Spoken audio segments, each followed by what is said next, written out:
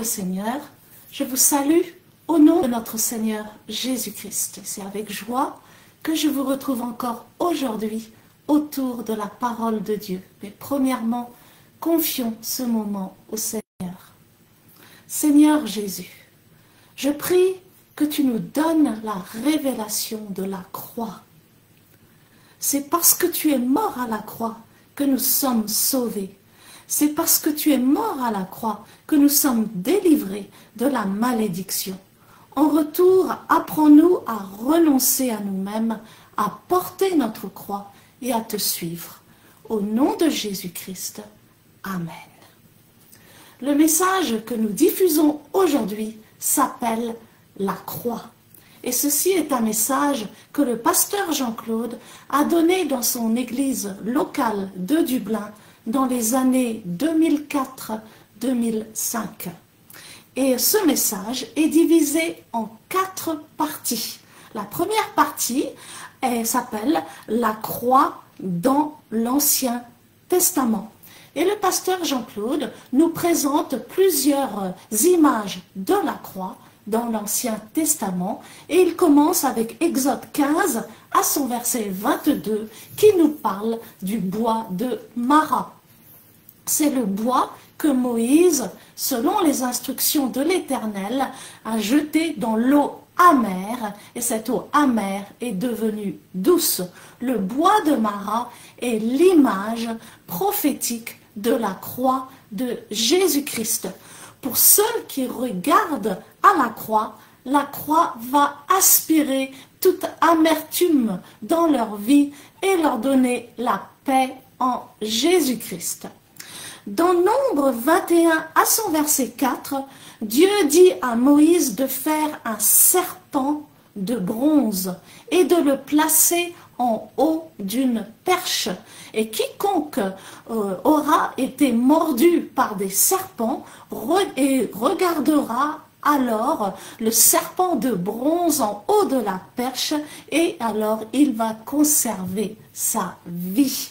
Le serpent au bout de la perche est une image de Jésus à la croix qui est devenu péché pour nous justifier et nous sauver. Dans Genèse 22, nous voyons Isaac qui est chargé du bois pour l'Holocauste et qui gravit le mont Moria. C'est une image de Jésus-Christ qui porte sa croix et gravit le mont Golgotha. Dans Ésaïe 53, le prophète prophétise les souffrances de Jésus-Christ à la croix, 700 ans avant sa naissance. Par ses souffrances et par ses meurtrissures, nous avons été sauvés et guéris. On pourrait aussi ajouter le psaume 22 où David, 1000 ans avant la naissance de Jésus, prophétise la crucifixion de Jésus avec des détails très précis. Le pasteur appelle la deuxième partie « Pourquoi Jésus est allé à la croix ». Jésus est allé à la croix pour nous sauver et en particulier pour nous délivrer de la malédiction de la loi. Deutéronome 21 à son verset 22 déclare que quiconque est pendu au bois est maudit. En mangeant le fruit interdit, Adam a fait rentrer dans l'humanité 3 types de malédictions. 1. La pauvreté. 2. La maladie. 3. La mort. Et c'est ce qu'on appelle la malédiction de la loi, nous dit le pasteur Jean-Claude. Jésus, en prenant notre place sur le bois de la croix, a pris notre malédiction sur lui et nous a délivrés de la malédiction de la loi. Il a pris notre pauvreté pour nous donner la prospérité selon Dieu. Il a pris notre maladie pour nous donner la guérison et il est mort à notre place pour nous donner la vie éternelle. Le pasteur Jean-Claude appelle la troisième partie, la croix n'est pas seulement pour Jésus, la croix est pour toi aussi. Matthieu 16, verset 24 nous dit, « Alors Jésus dit à ses disciples, « Si quelqu'un veut venir après moi, qu'il renonce à lui-même, qu'il se charge de sa croix et qu'il me suive. » Si quelqu'un veut venir à Jésus, 1, il doit renoncer à lui-même, 2, il doit se charger de sa croix, 3, il doit suivre Jésus. La croix est l'image de la mort. C'est un instrument qui met à mort. Le problème de l'Église, dit le pasteur Jean-Claude, est qu'il y a trop de chrétiens charnels. Pourquoi? Parce qu'ils font tout pour contourner la croix. Mais un véritable chrétien doit mourir à lui-même pour ressembler à Christ. Lorsqu'il est mort à lui-même, ce n'est plus lui qui vit, mais c'est Christ qui vit en lui. La quatrième partie est appelée « Après la croix, il y aura la résurrection ». Dans Matthieu 16, à son verset 16, Pierre, qui a eu la révélation que Jésus est le Christ, le Fils du Dieu vivant, veut empêcher Jésus d'aller à la croix. Mais il ne comprend pas. Amen. Il n'a pas compris que si Jésus est le Christ, la souffrance ne sera pas une fin pour lui. Après, il va ressusciter. De la même manière, si nous portons notre croix, si nous mourons à nous-mêmes, après, il y aura la résurrection. Et le pasteur Jean-Claude dit, « Il n'y a pas de résurrection sans la croix. C'est ceux qui prennent la croix qui connaissent la résurrection. » Il ajoute, « Ce n'est qu'après la croix que Christ est ressuscité. Ce n'est pas sans la croix, ce n'est pas avant la croix, c'est après la croix. » Quand les épreuves viennent, amen, nous nous demandons comment nous allons les éviter. Mais regardons le comportement, l'attitude de Jésus. Dans Jean 18, 4, il est dit de Jésus alors que Judas et ses hommes s'apprêtaient à l'arrêter.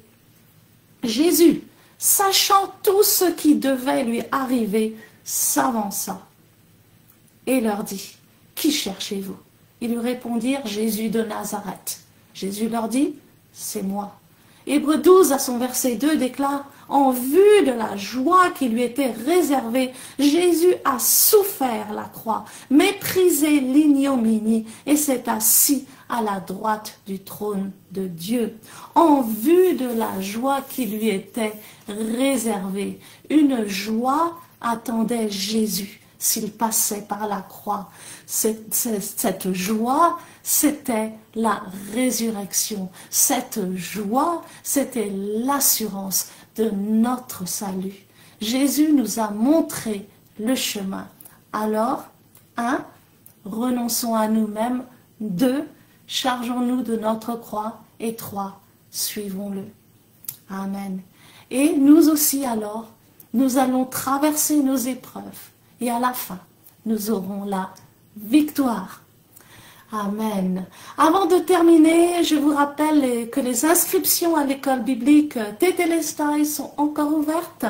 L'école biblique était le centre de la vision du pasteur Jean-Claude et il avait donné le nom Tétélestai à son école. Jésus-Christ à la croix s'est écrié Tétélestai, qui veut dire tout est accompli. Amen. Et à la croix, tout a été accompli. Jésus nous a pardonné, il nous a justifiés, il nous a délivrés. Dans Jean 8, à son verset 36, Jésus dit, « Vous connaîtrez la vérité et la vérité vous affranchira. » Ce n'est pas seulement la vérité qui nous affranchit, c'est la connaissance de la vérité. Vous connaîtrez la vérité et la vérité vous affranchira. C'est pourquoi nous vous encourageons à étudier la parole de Dieu. L'école Tétélestai est accessible à tous parce qu'elle est gratuite et c'est une école en ligne, donc les étudiants peuvent suivre les cours partout dans le monde. Nous vous encourageons à vous inscrire pour la prochaine rentrée qui commencera donc en septembre. Pour vous inscrire ou pour plus de détails, vous pouvez aller sur notre site lafoivictorieuse.org et taper la rubrique École Tétélestai. Vous pouvez aussi nous contacter par email pasteurjc@gmail.com et vous pouvez me téléphoner par WhatsApp au 00 353 87 419 56 70. Amen. Prions. Seigneur, je te remercie pour ta parole. Apprends-moi à crucifier la chair. Apprends-moi à mourir à moi-même pour que ce ne soit plus moi qui vis, mais Christ qui vit en moi. Au nom de Jésus-Christ. Amen. Que le Seigneur vous bénisse abondamment. Je suis ce qu'elle dit que je suis. Je possède ce qu'elle dit que je possède. Je peux faire ce qu'elle dit que je peux faire. Alors que la parole va être prêchée, mon cœur est ouvert. Mon esprit est ouvert pour recevoir la révélation de la parole de Dieu. Et alors, je ne serai plus jamais, jamais. Je ne serai plus jamais le même. Wouh! Wouh! Alléluia. Merci Seigneur.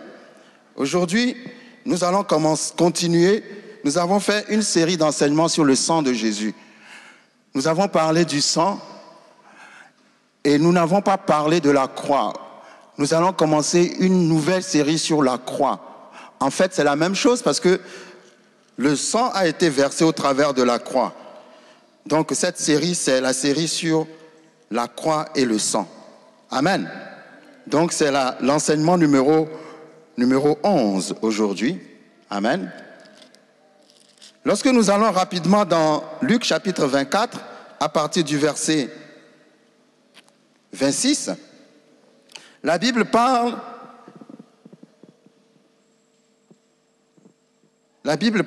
de... Alors, Luc 24, à partir du verset 26. Il y avait des hommes, des gens qui étaient en train de parler de Jésus, les disciples d'Emmaüs. Et Jésus est venu se joindre à eux pour continuer à parler avec eux. Ils étaient en train de parler de Jésus et Jésus est venu se joindre à eux.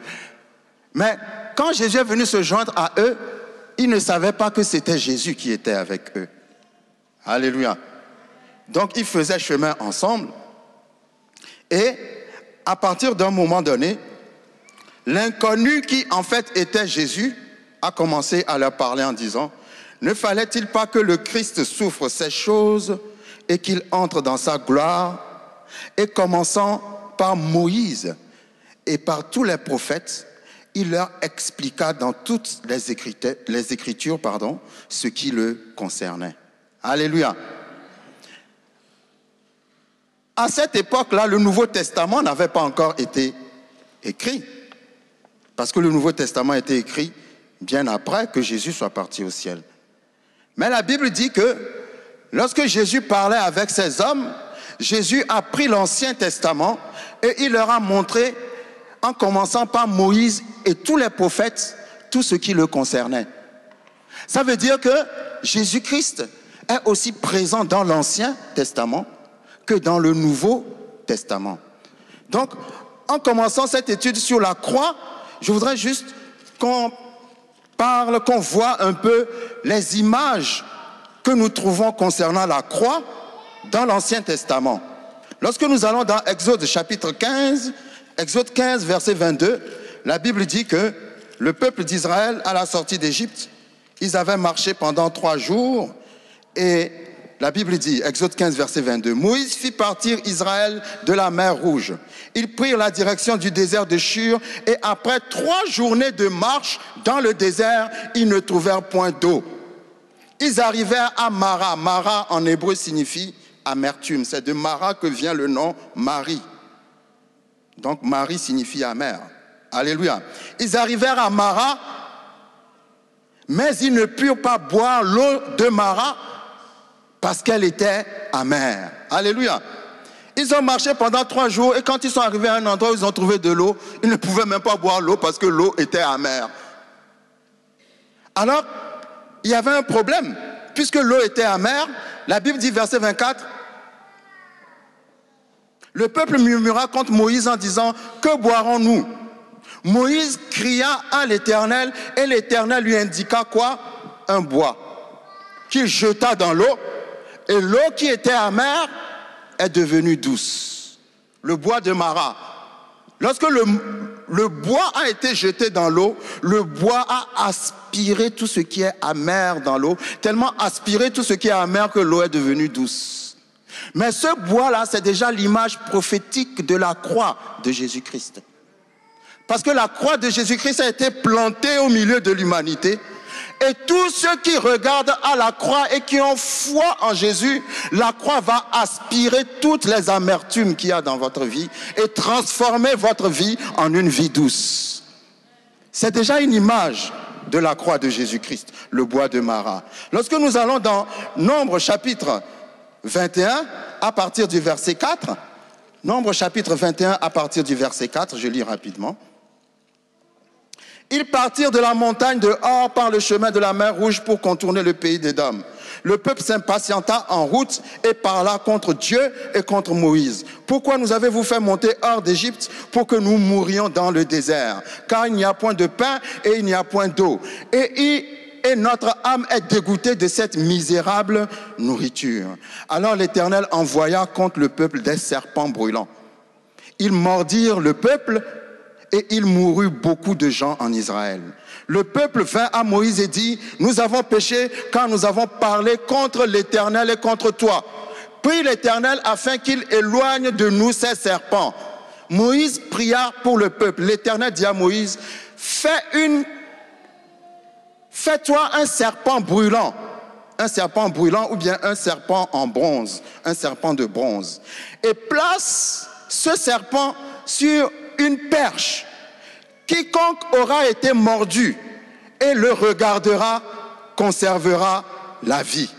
Moïse fit un serpent d'airain et le plaça sur une perche. Et quiconque avait été mordu par un serpent et regardait le serpent d'airain conservait la vie.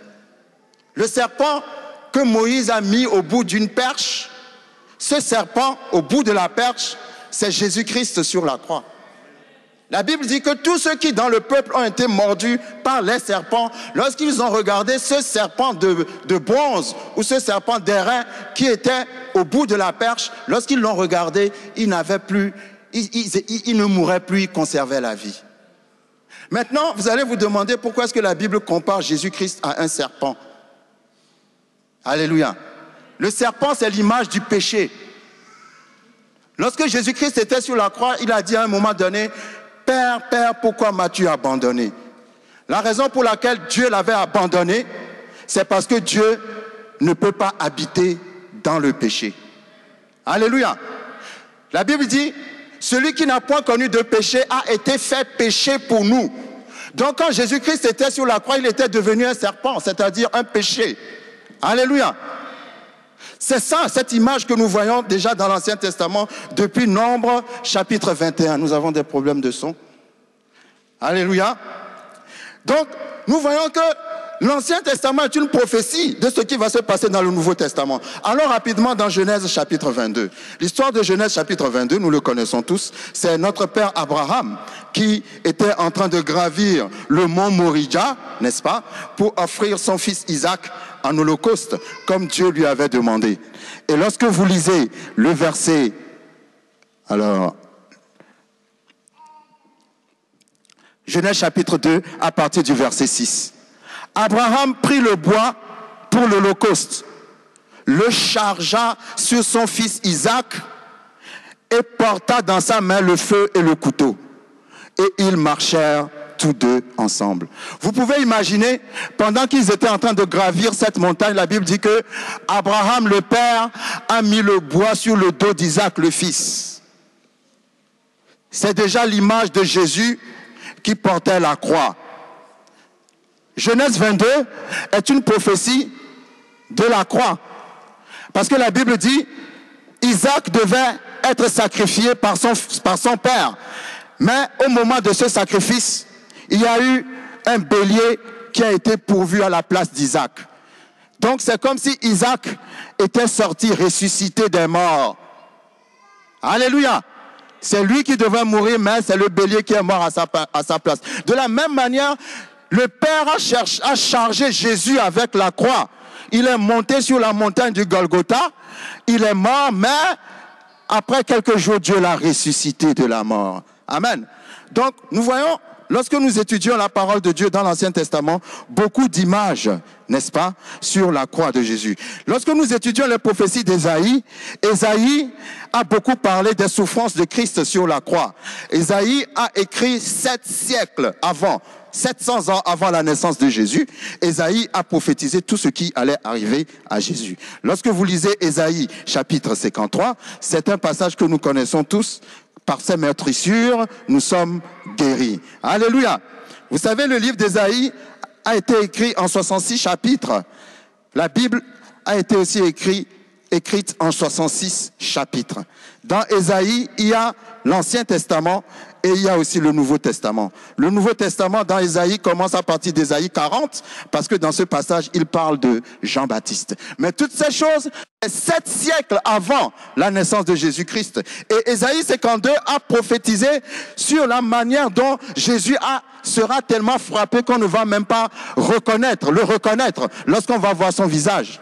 Il a dit que son visage ne ressemblait plus au visage d'un fils d'homme. Alléluia. 7 siècles avant cela, Ésaïe a prophétisé de la croix pour nous. C'est quoi la croix pour nous? Quel est le but? Pourquoi Jésus-Christ a été à la croix pour nous? Amen. Lorsque nous lisons Galates chapitre 3 à partir du verset 13, rapidement, Galates chapitre 3. Alors, le livre de Galates. C'est un verset qui dit, alors Galates 3 à partir du verset 13, Christ nous a rachetés de la malédiction de la loi, étant devenu malédiction pour nous, car il est écrit, maudit est quiconque est pendu au bois, afin que la bénédiction d'Abraham ait pour les païens son accomplissement en Jésus-Christ, et que nous recevions par la foi l'Esprit qui avait été promis. Nous voyons ici que la Bible dit, maudit est quiconque est pendu au bois. Lorsque quelqu'un est pendu au bois, c'est une malédiction. Pendu au bois pour nous signifie crucifié, parce que la croix c'est du bois. Alléluia. La croix est faite en bois. Amen. Lorsque nous lisons Deutéronome, nous allons comprendre, lorsque nous lisons Deutéronome à son chapitre 21, verset 22, Dieu a dit dans Deutéronome 21, verset 22, que lorsque quelqu'un est pendu au bois, cette personne attire, c'est une sorte de malédiction. Deutéronome 21, verset 22. Verset 22. Si l'on fait mourir un homme qui a commis un crime digne de mort, et que tu l'aies pendu à un bois, son cadavre ne passera point la nuit sur le bois, mais tu l'enterreras le jour même, car celui qui est pendu est un objet de malédiction auprès de Dieu. Jésus a été sur la croix, parce que en allant sur la croix, Dieu a envoyé son Fils sur la croix pour enlever la malédiction que le diable a introduite dans l'humanité. Alléluia. C'est quoi cette malédiction? Cette malédiction, c'est que lorsque Adam a obéi au serpent, il a ouvert une porte à 3 choses. La pauvreté, la maladie et la mort. Voilà les trois choses que le péché a menées dans la nature humaine. La maladie, la pauvreté et la mort. C'est pour ça que quand nous sommes en Christ, nous devons savoir que nous ne devons plus être pauvres, nous ne devons plus être malades. Et c'est pour ça que la Bible parle de la vie éternelle, parce que nous ne mourrons plus. Si tu es en Christ, si tu meurs physiquement, nous avons déjà vu que nous ne sommes pas notre corps, nous sommes un esprit qui habitons dans un corps. Si tu es en Christ et que tu meurs, tu vas directement auprès du Seigneur. Alléluia. Donc, Christ a été sur la croix pour délivrer l'humanité de la pauvreté, de la maladie et de la mort. C'est ça la malédiction. Et pour nous permettre de parler encore avec Dieu comme Adam parlait avec Dieu dans le jardin d'Éden. Alléluia. Donc la croix est un endroit où l'humanité a été délivrée de la malédiction. Mais cette délivrance ne va pas arriver dans ta vie si tu n'y crois pas. Il faut avoir la foi dans l'œuvre que Jésus-Christ a faite sur la croix. Si tu n'as pas la foi dans cette œuvre, le diable aura toujours son emprise sur toi. Alléluia. Il a été sur la croix, c'est un échange. Il y a un échange qui a été fait à la croix. À la croix, il a pris tous nos péchés. Il a pris toute notre vie maudite. Il a pris tous nos péchés, attention, tous nos péchés passés, présents et futurs. Même les péchés que tu n'as pas encore commis, Jésus est déjà mort pour ces péchés. Il a pris tout ça et en échange, il nous a donné sa vie divine. Quand tu viens à Jésus et que tu dis, je t'accepte comme mon Seigneur et Sauveur, spirituellement, tout ce qui est malédiction, tout ce qui est péché, tout ce qui est pauvreté, tout ce qui est maladie, quitte ta vie et va sur la croix. Et en échange, tu reçois la vie de Christ, qui s'appelle Zoé, la vie de Dieu, c'est-à-dire le genre de vie qui est en Dieu. Amen. Tu reçois la prospérité de Dieu. Tu reçois la guérison de Dieu. Alléluia. C'est pour ça que le salut est lié à la guérison. Amen. Si tu as reçu Jésus comme Seigneur et Sauveur, tu as reçu en toi la capacité d'être guéri. Alléluia. Donc, l'œuvre de la croix est une œuvre qui est très puissante. Nous n'aurons pas le temps d'aller en profondeur aujourd'hui, mais nous allons continuer les dimanches qui viennent. Mais je voudrais juste m'arrêter sur un passage dans la Bible. Dans Matthieu chapitre 16, à son verset 24, nous avons jusqu'ici compris que la croix a été faite seulement pour Jésus. Mais la croix n'a pas été faite seulement pour Jésus. Dis à ton voisin, la croix est faite pour toi aussi. Alléluia. Et c'est à ce niveau-là que nous arrivons au cœur de l'évangile, cet évangile qui n'est plus prêché. Parce que maintenant, les sujets qui reviennent souvent dans l'évangile, c'est la prospérité. Alléluia. C'est vrai, Dieu veut que nous soyons prospères. Mais le cœur de l'évangile, c'est la nouvelle naissance. C'est que tu reçoives Jésus comme ton Seigneur Sauveur, que son esprit habite en toi et que tu marches dans la foi, dans sa puissance. Alléluia. C'est ça le véritable évangile. Et je suis sûr que ce message de la croix va nous déshabiller tous. Quand je dis déshabiller tous, ça sera un miroir devant lequel tout le monde va passer.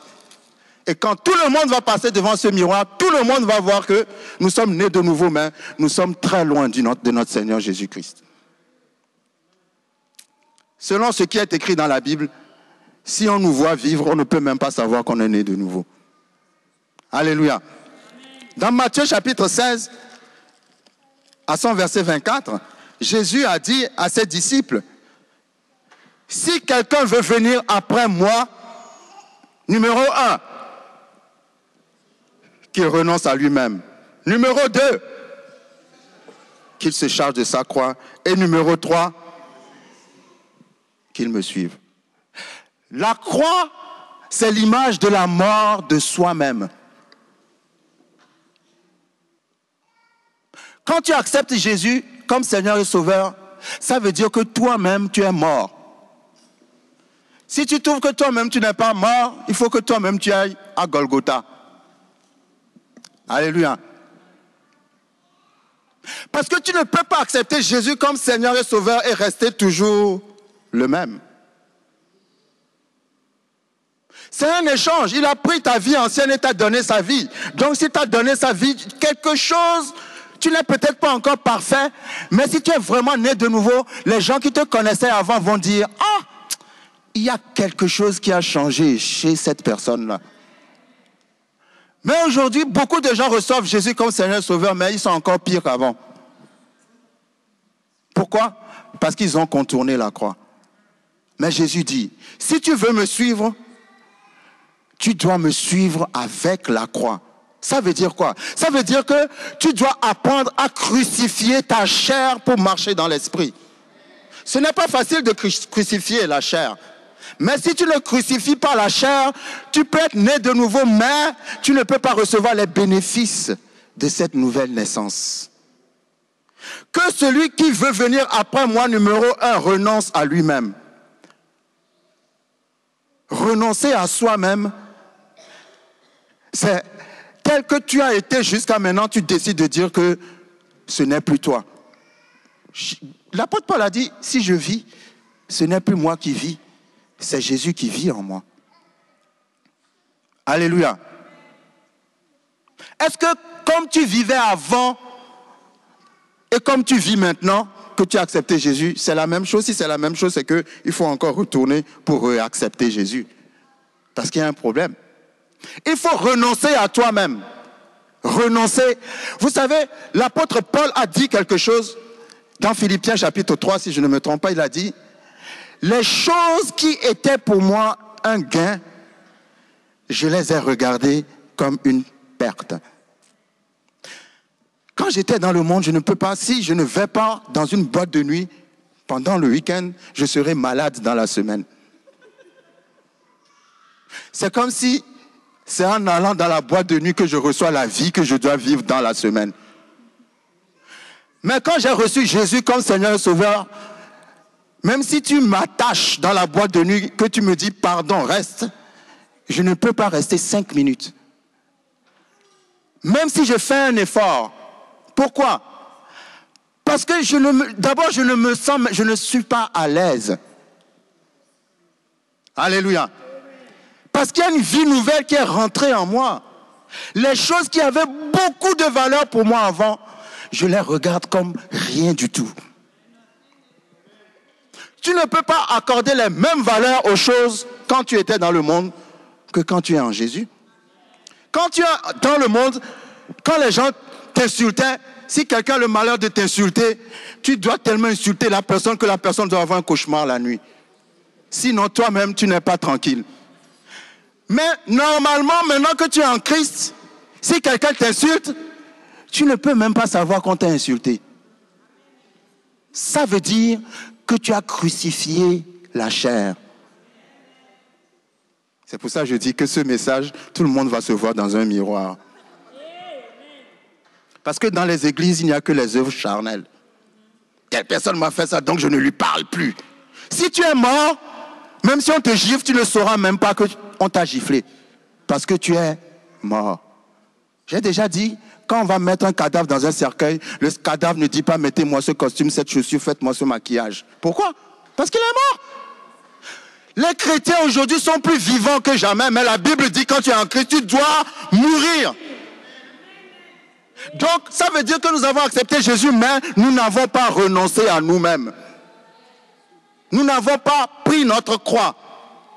Nous suivons toujours Jésus avec la même nature d'avant. Nous allons revenir là-dessus, ces 3 points. Si quelqu'un veut venir après moi, numéro 1, qu'il renonce à lui-même. Pour renoncer à toi-même, ça veut dire que tu te repens d'abord, numéro 1. Et quand tu t'es repenti, numéro 1, tu as accepté l'Esprit de Dieu en toi. Et parce que l'Esprit de Dieu est entré en toi maintenant, tu es prêt à prendre ta croix. Pourquoi tu prends ta croix? Je vais conclure par ça. Dans Matthieu chapitre 16, à partir du verset 13, Jésus a demandé à ses disciples, qui pensez-vous que je suis? Et Pierre a eu la révélation en disant, tu es Christ, le Fils de Dieu. Et Jésus lui a dit, ah, ça c'est mon Père qui te l'a révélé. Bravo. Sur cette révélation, je bâtirai mon église. Pas sur Pierre, c'est sur la révélation que Pierre a eue. Beaucoup de gens croient que c'est sur Pierre qu'on a bâti l'église, mais on ne peut pas bâtir une église de Dieu sur un homme. C'est sur la révélation que Pierre a eue que Jésus est le Christ. C'est sur cette révélation que l'église est bâtie. C'est pour ça, quand tu appartiens à l'église, ça veut dire que tu as reconnu qu'il est le Christ. Alléluia. Maintenant, le verset 21 dit, dès lors, quand Jésus a vu qu'ils ont compris qui il était, alors Jésus a commencé à leur dire, vous savez, je vais être persécuté, je vais souffrir, je vais mourir et tout ça. Et quand il a commencé à dire ça, le même Pierre qui a dit tu es le Christ a dit, ah non, ça ne t'arrivera pas. Et Jésus lui a dit, arrière de moi, Satan. Le même Pierre qui a eu la révélation qu'il est le Christ a eu la révélation mais n'a pas compris la révélation. Parce que s'il est le Christ, vraiment, il faut qu'il souffre et qu'il meure. Sinon, il n'est pas le Christ. Alléluia. Il a dit, tu es le Christ. Et dès lors, Jésus s'est dit, ah, maintenant ils vont comprendre ce que je vais leur dire. Vous savez, comme vous savez que je suis le Christ, donc sachez que je vais souffrir, je vais mourir. Et il a dit, non, tu ne vas pas souffrir, tu ne vas pas mourir. S'il est le Christ, ah, Lord have mercy. Alléluia. Ce que Jésus a voulu leur signifier, c'est que Jésus a voulu leur faire comprendre. Si vous avez la révélation de qui je suis, vous allez comprendre que quel que soit ce qui va tomber sur moi, je vais m'en sortir. C'est pour ça qu'il a cherché à savoir qui il pense qu'il est d'abord avant de leur dire ce qui va lui arriver. C'est pour que, en leur disant ce qui va lui arriver, il n'ait pas peur, que ses disciples n'aient pas peur. C'est parce que si vous savez qu'il est le Christ, alors vous devez savoir que rien ne peut vaincre le Christ. Alléluia. Savez-vous que je suis Christ? Donc sachez que je vais souffrir, que je vais mourir. Et puis Pierre dit, non, il ne faut pas que ça t'arrive. Non, s'il est le Christ, rien ne peut le dominer. Il peut souffrir, il peut mourir et il peut ressusciter des morts. Donc, si tu es chrétien, il habite en toi. S'il habite en toi, tu dois prendre ta croix en sachant que tu peux souffrir, tu peux mourir et tu peux ressusciter des morts. Non, vous n'avez pas compris. Alléluia. Vous savez, quand on marche avec Jésus, il y a des moments où il y a des épreuves qui vont venir. Il y a peut-être quelqu'un qui est en train de regarder la croix devant lui et qui n'ose pas prendre cette croix. Dis à ton voisin, prends cette croix. Parce qu'il n'y a pas de résurrection sans la croix. C'est ceux qui prennent la croix qui connaissent la résurrection. Si tu fuis la croix, tu ne ressusciteras jamais. Prends cette croix. Alléluia. Parce que si tu prends cette croix, la croix va faire que tu vas dominer les souffrances, tu vas dominer la maladie, tu vas dominer la malédiction, tu vas dominer la mort et tu vas ressusciter des morts. N'aie pas peur de cette croix. Alléluia. N'aie pas peur de cette croix. Parce que celui qui est en toi est plus grand que celui qui est dans le monde. C'est quand tu vas prendre cette croix que tu vas voir la gloire de Dieu. Il y a des épreuves qui viennent vers nous. Et tu regardes cette épreuve et tu dis, Seigneur, comment pourrais-je faire pour échapper à cette épreuve? Vous imaginez que Jésus a vu la mort venir vers lui, les souffrances de la mort venir vers lui. Dans le jardin de Gethsémane, il avait tellement peur que sa sueur est devenue du sang, mais pourtant, il a dit, je vais y aller. Alléluia.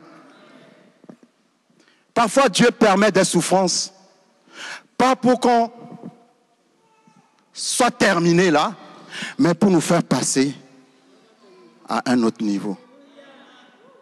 Donc, il ne faut pas avoir peur de prendre ta croix. Quelles que soient les attaques qui vont venir vers toi, si tu prends ta croix, tu auras la résurrection. Parce que c'est après la croix qu'il a ressuscité. Ce n'est pas sans la croix, ce n'est pas avant la croix, c'est après la croix. La chose la plus importante, c'est de savoir qu'il est en toi. Alléluia. Pierre n'a rien compris. Il dit, tu es le Christ, mais tu ne dois pas souffrir. Mais si tu sais qu'il est le Christ, peu importe qu'il souffre, parce que même s'il souffre, il s'en sortira toujours vainqueur. Et si ce Christ habite en toi, peu importe que tu souffres, parce que si tu renonces à toi-même et que tu lui es fidèle, tu en sortiras. Merci Seigneur pour ta parole. Père, entre tes mains, je remets toutes choses. Merci Saint-Esprit de ce que tu nous apprends à crucifier notre chair, à ne pas agir selon notre propre sagesse, mais à agir selon ta sagesse. Apprends à ce que nous puissions renoncer à tout ce qui a eu de la valeur pour nous. Maintenant, nos valeurs ont changé. Nos valeurs sont passées des choses matérielles aux choses spirituelles. Les choses spirituelles ont plus de valeur pour nous maintenant. Parce que nous savons que si nous avons les choses spirituelles, nous pouvons dominer aussi sur les choses matérielles. Seigneur, change-nous. Apprends-nous à crucifier notre chair, à ne plus marcher dans l'orgueil, dans la vantardise, mais dans l'humilité, à accepter de renoncer à nous-mêmes et à porter notre croix. L'apôtre Paul a dit, ces choses qui avaient pour moi de l'intérêt, maintenant, elles n'ont plus le même intérêt à cause de l'excellence de la connaissance de Jésus-Christ, mon Sauveur. Seigneur, merci pour ta parole au nom de Jésus. Amen. Merci Seigneur, que Dieu vous bénisse.